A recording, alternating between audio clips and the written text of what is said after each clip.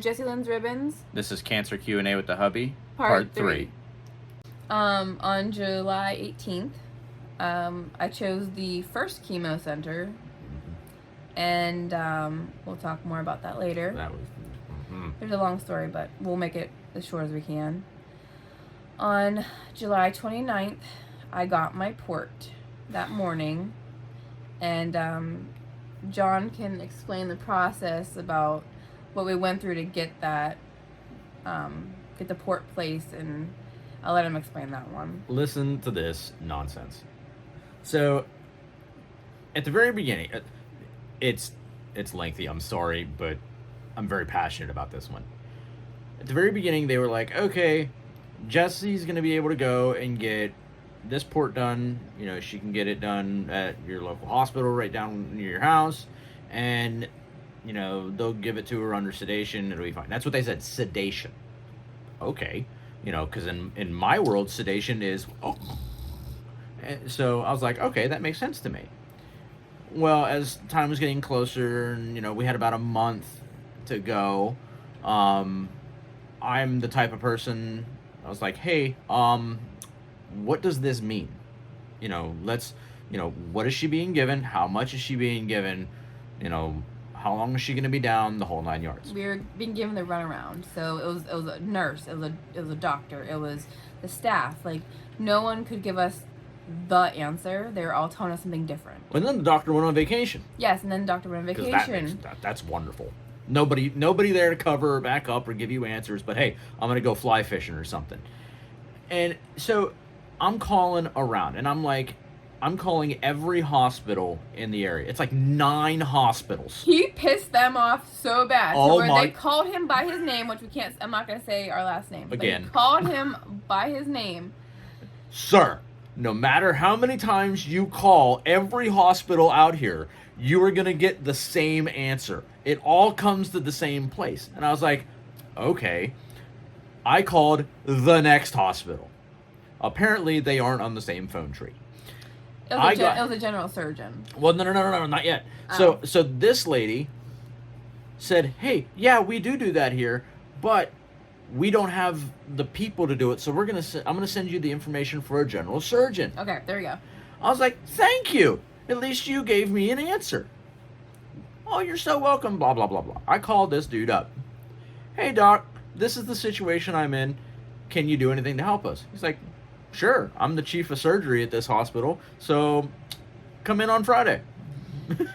I'll get to that. So we went in, and it seemed weird. It seemed really, maybe this is rude of me, it seemed very dirty. It seemed very shady. Something wasn't right. We get into the room. He comes in. He doesn't even want to talk to me about it. He's just like, so you want to be put to sleep, full sedation, and you want it, you want it subclavian. Subclavian. And I'm like, yes, because I didn't know there was risks to that. And then sure. He was like, okay, well, this is the port that we use. It was a metal port that was huge. I mean, it was like it was like giant. that. Yeah. And so like phone, it was like that big, okay? Yeah. And fully around. And they would have to literally sew every circle into me, and they were gonna put it right here on my collarbone. Okay, and come to find out, well, first off, we said, we're just gonna think about it, because we were getting all funny with him, and he wasn't answering us. He was like, okay, we're gonna put you to sleep, and we're gonna do this, and come sign this paper. And we're like, we need some time to talk. Can we call you tomorrow? It almost seemed like a fairy tale, because we were like, this is what we want, X, Y, and Z. And he's like, sure yeah, absolutely. Doesn't bother me. I'll go and do it. And it was like, almost like it was too good to be true. And that was what you said. You were like, it was too good to be true. I was like, So, I was like, well, I don't understand, because, you know, this guy is willing to give us everything that we want. So he was confused with me, but it's like, I go off of feelings, and if there's a gut feeling, I'm not going to do it. And I felt something was wrong, and it was, because come to find out, the port he was going to put into me is for a 400-pound man. Okay, so it would have literally hung and sagged till it ripped out of me. And the reason he said that he uses the big one so that the nurses don't miss. Right. Come on now. If any of you are going through this and have a port, you all know that they're like the little plastic ones, or even if they are the metal ones, there's the small ones, not the huge ones. And you know what? So okay, what port do you have? Put it down in the comments. I would love to know, because I mean, I was given. I mean, we're gonna talk about that, but I was given the power port. Yeah, it was a smaller power port. It's like it's white and it's little and it's like plastic, and you know it's teeny. It's very light. And what he was going to give me was something for like an elephant. So we ended up leaving there, and, you know, we thought about it for, you know, officially thought about it for a couple days. You know, let's just weigh our options. I still continued to try and talk to the original doctor, because they didn't want to do, like, full sedation. Like they wanted to do fentanyl. And Versed. Yes. And we just weren't comfortable with that. She's like, I don't want to do it like that. That's not what I want. I'm not comfortable with that. I want to be asleep. I want to be out. So well, we needed to get. Hold on. YouTube is great. Okay, don't get me wrong, but some of the videos are a little bit misleading, and they made it like there's gonna be something draped in front of me, and I'm gonna be able to talk the whole time while they're doing this to me, and I don't know. It turns my stomach just thinking about it. And maybe people do actually get it done, but when I saw that, I was like, I'm good. I'm not doing that. I have severe anxiety. I can't handle that. And so John pushed for propofol because he knows all about it. I mean, he's in the medical field. So Yeah, so when, you know, the doctor was still on vacation, we were like, hey, this is what we want. I know this is typically what you guys want. The nurse that we spoke with, you know, God bless her, she's a wonderful lady. She's like, I know that it can be done. It's not very common, but it requires, you know, more advanced coordination. You have to get anesthesiology, and they're at the mercy of the operating room. So if we get somebody down here, we can do it. But we couldn't get an operating room. Yeah, they wouldn't do that. So, you know, push comes to shove, and I think it was about 3 days before the actual date, and they were like, okay, yes, we can make it happen.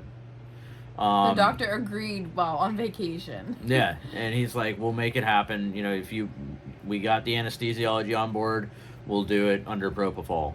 And that's when, you know, we canceled with the general surgeon, and we made the decision to go to where they were going to make her feel comfortable with the decision, because that was what she chose to do. It was her body, her choice. It was what was best for her.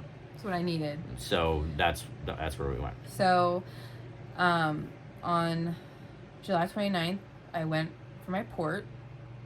Went in, I got to talk to 2 different anesthesiologists. I talked to my doctor that was going to perform the surgery. He was amazing. I mean, they made him seem like he wasn't that nice. He was so nice. The anesthesiologists were amazing. I had the not the main anesthesiologist, the one that's next to him. He was like his attending. I had him. He stayed with me the whole time. Like, he was the face I saw the whole time.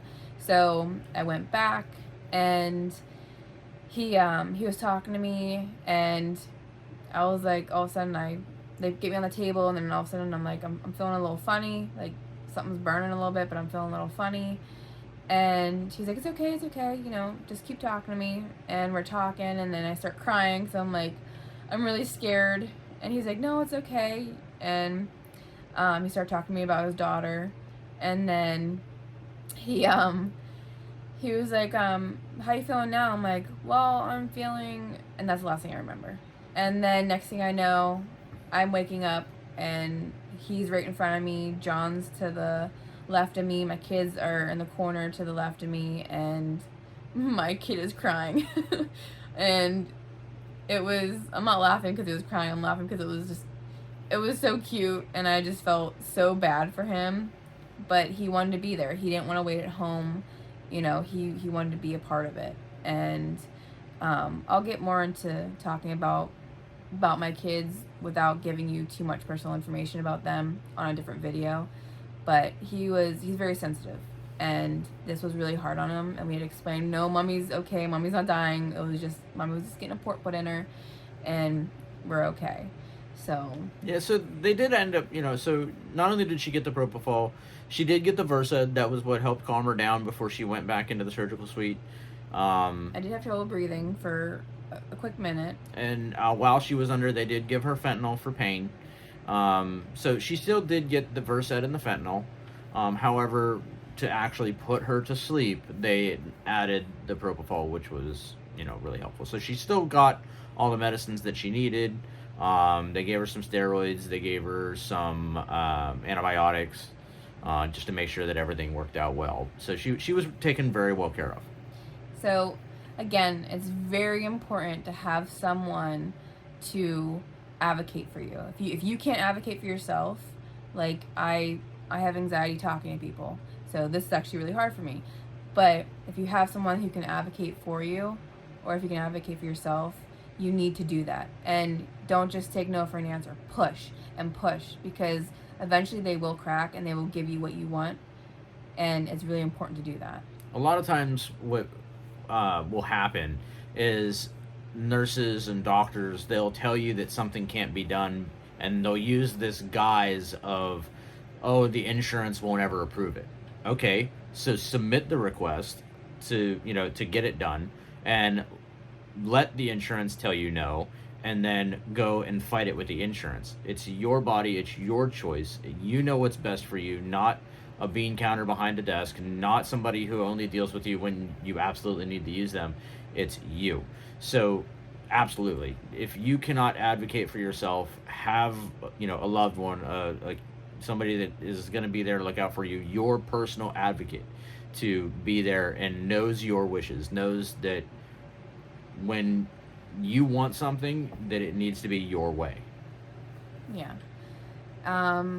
So as for, I know people want to know, okay, well, so we know how you got your port now. We know what port you got. How are you healing? The first night was really painful. I actually don't even remember it very much. I was taking Tylenol and Motrin back, like, off and on. Like a Pez dispenser. And approved by my doctor. Because normally they'll tell you no ibuprofen. Yes, you can. Well, my doctor said yes, you can. Not your doctor. My doctor said yes, you can. And so we did that, and that helped a lot, and I slept a lot. So I don't really remember much of my first night. I mean, do you?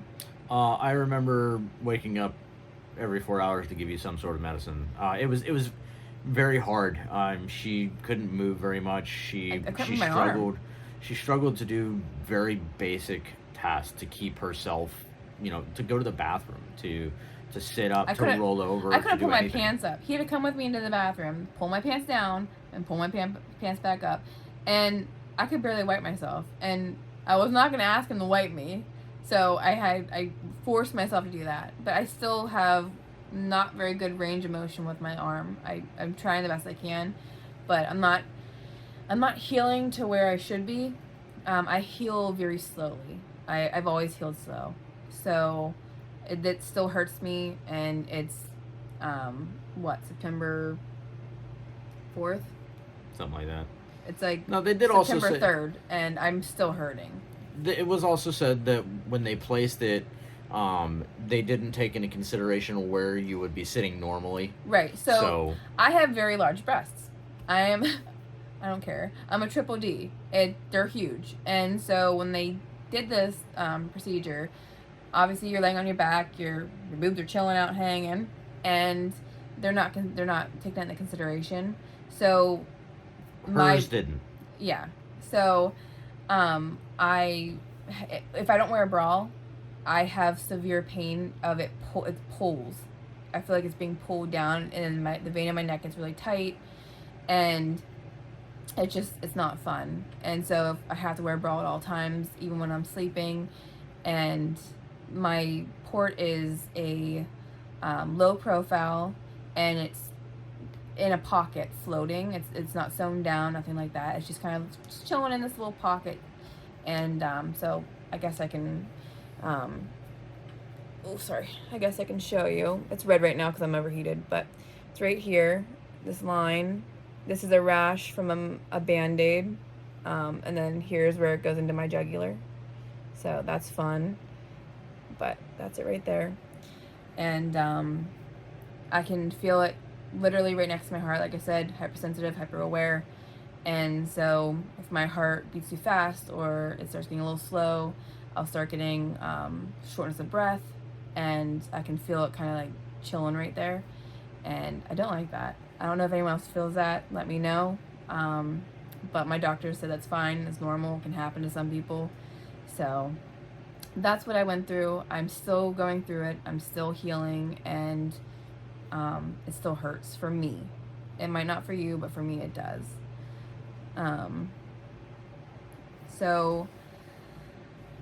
Next, we'll get to the next one. I know this is really long, and I really apologize.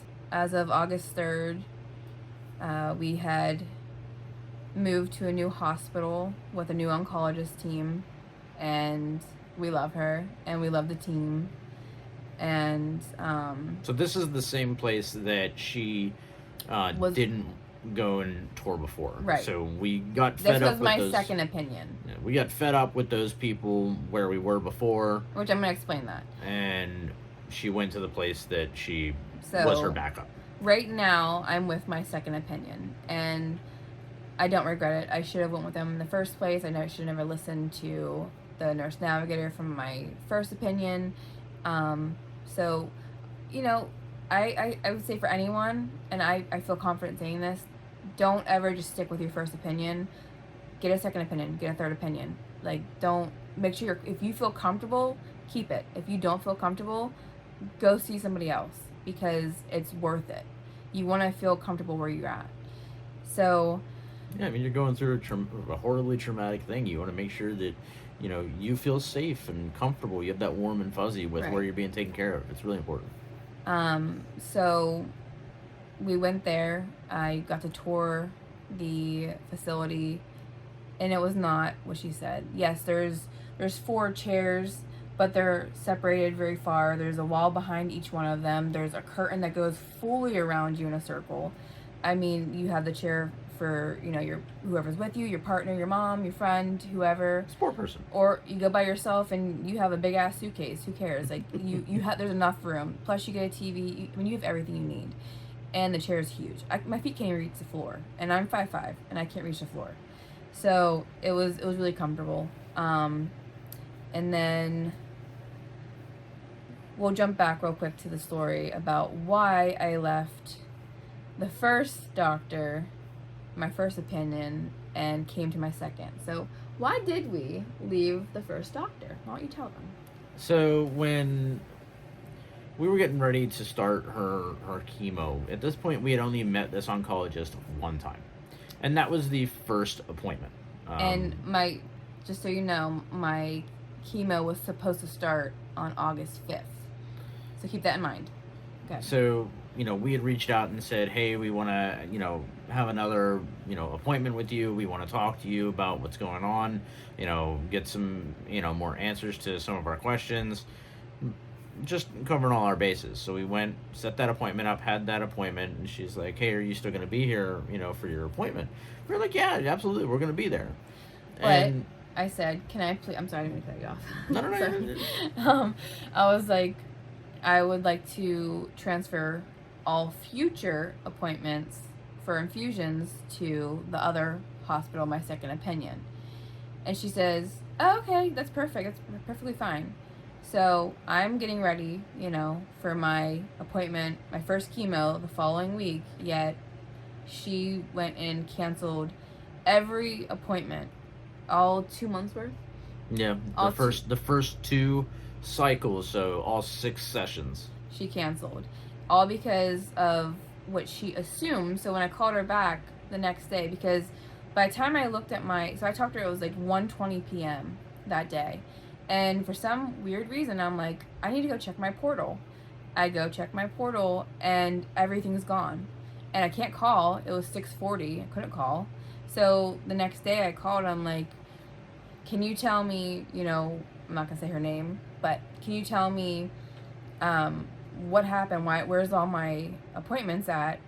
Especially the one for next week. I mean, that's important. I have to get into that appointment. And she was like, I canceled them. You said you didn't want to be treated here. And I was like, I never said that. I never once said that. I said I would like to transfer all future appointments. So you can't transfer me, like, or you can't cancel on me before you transfer me. Like, you have to make an appointment for me first. And that's what you told me you were going to do in the first place. And she was like, well, I just assumed since you wanted everything to be transferred, that you didn't want to be seen by us or be treated by us. I'm like, again, I never said that. Stop saying that. And she goes, well, I apologize. And then we hung up, and I'm pissed, and John's pissed. And then John, you call the hospital. Yeah, I called the hospital that we were going to go to, so which turned out to be the second hospital, and I explained what happened and said, hey, we need to get this fixed as soon as possible. This is what they did. Can you help us? And the infusion center manager actually had reached out to the receiving oncologist, the new oncologist, and her nurse navigator and her schedulers and everything like that, and was like, this needs to happen now. So she moved everything up because of what the other hospital did. And then I got a phone call from the practice manager. And her apologizing and saying that that person had messed up, and that, you know, she was very sorry for that, and they'll deal with that, and can she, like, let her, you know, go and schedule me, see if she could schedule me, you know, an appointment with the infusion center. I was like, I already talked to them. There's no room. They gave my slot to somebody else. So I'm not going to go back and have them push somebody else out of their slot. That's not right. I'm not going to do that to somebody like you did to me. Not her, but what the other person did to me. So I'm like, no, I don't want that. I don't trust your staff anymore. I don't feel comfortable coming there. I'm going to go to my new doctor, my second opinion, and I'll deal with them. And, you know, immediately I went and saw them, and they helped me. I have everything scheduled now. So now I officially start on September 10th, and that will be chemo round 1. So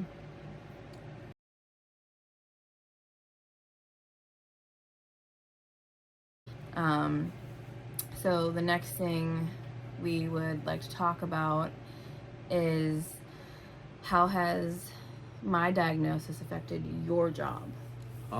So it's actually been very hard. So as I had mentioned before, you know, I work in the medical field. I work in EMS, and I have an amazing partner at work. I've been working with him for over a year now, and we love him. We love him. He is amazing. And after Jess had her biopsy done, because I was staying at home, just being here with her and helping, you know, with what she was going through. And she's like, you know, I think it's time for you to go back to work. I think it's time for, you know... I tried. You know... I pushed him. I tried to push him. I was having anxiety, but I still pushed him. And so I did. I went back to work. I went back, and my partner was there. We'll call him Pops. He's gonna kill you for that. He is. But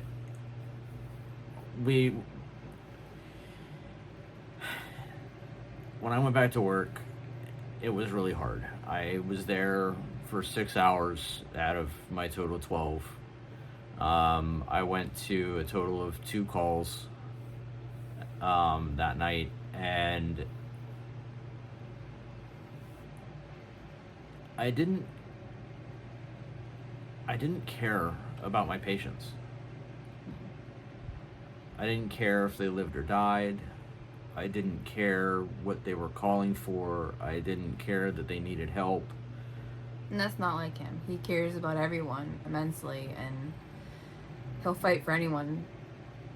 Like, I said this before, you know, I got into this job because I like to help people.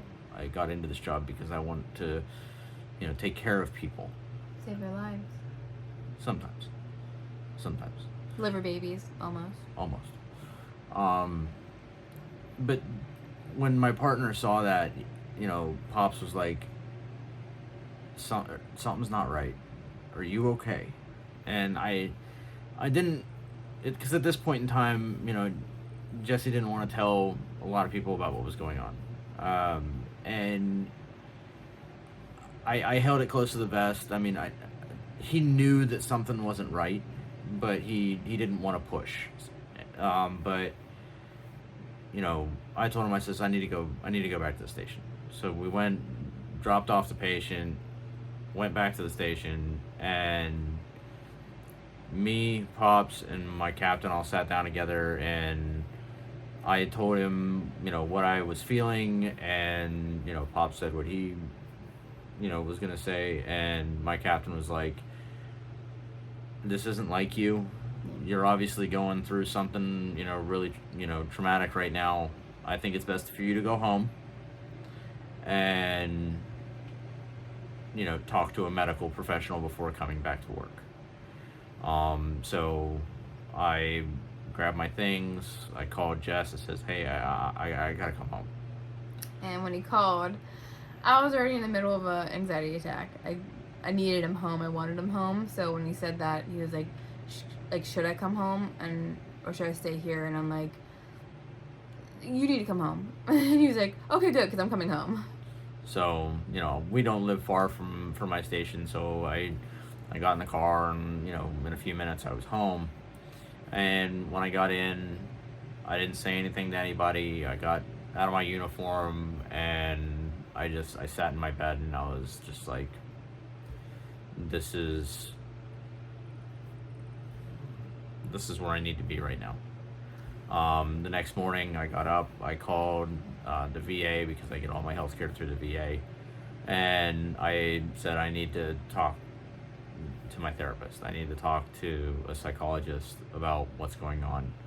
And they got me in as soon as they could. I called the big headquarters for my company that after I did that, and explained to them what was going on, and they put me on short-term disability, pending clearance from my physician. And that's been hard. It's been very hard. We took a very big pay cut, which I know that's personal, but it was bad. And I don't want to put this out there, just because, I don't want people thinking that, we're out there asking for money. No, money. Absolutely It's not. the reality of what this cancer has done. Everyone who goes through cancer, what they have to go through. Because there's not very many resources. There really isn't. I mean, there's some, but there's not a lot. And you struggle when it comes financially. We're getting by. We're not where we used to be.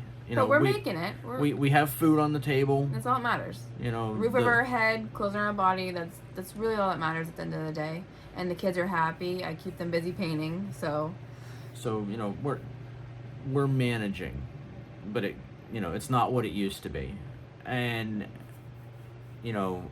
I've been working with my medical team, explaining what's going on. And they, gave me the opportunity to, recommend to work from home, until they give me the clearance. So working with, my leadership on what that's going to look like. We don't know just yet how that's going to work out. But it's been very hard for me individually. Oh, yeah.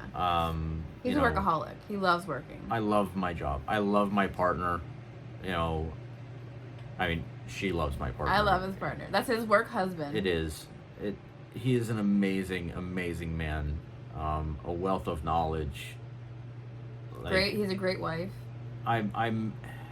The moment that I met him, I knew that I could count on him for anything, and I do. I do every single time I get in that truck.